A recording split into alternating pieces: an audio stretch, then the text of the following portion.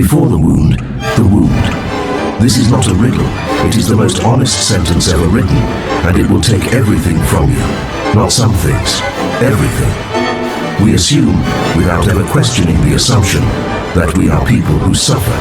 That the self arrives first, settles, builds, persists, and then suffering descends upon it, the way weather descends upon a house.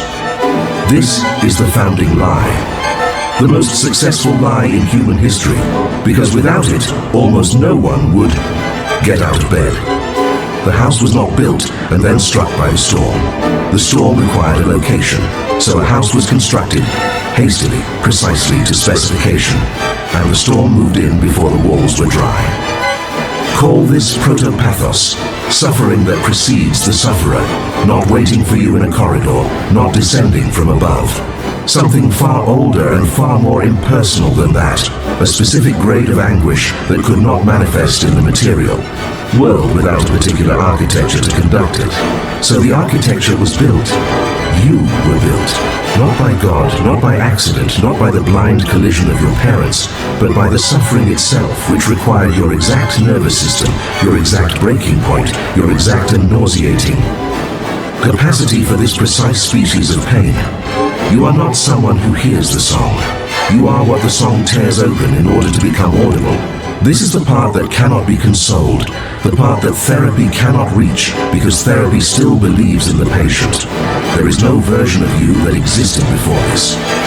There is no buried self, clean and intact beneath the wreckage, waiting for the right hands to uncover it.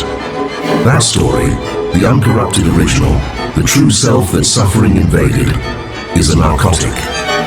It is what the mind produces to prevent total collapse. The truth has no such mercy. The suffering came first. It found you the way infection finds a wound, not with hatred, not with intention, but with something that makes hatred look almost tender, pure, absolute, geometrical fit.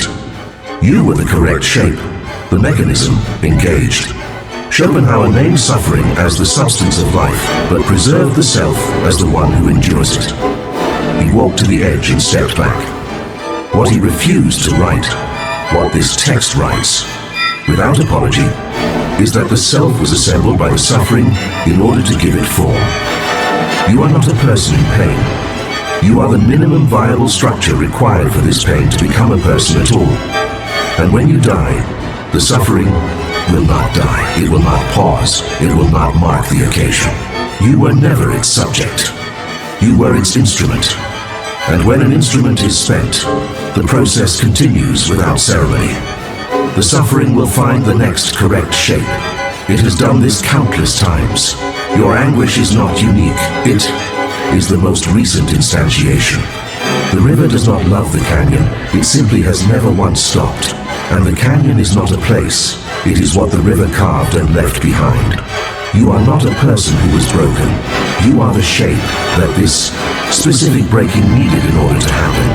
The water was here before you. It will be here after. You are the canyon. You were always only the canyon.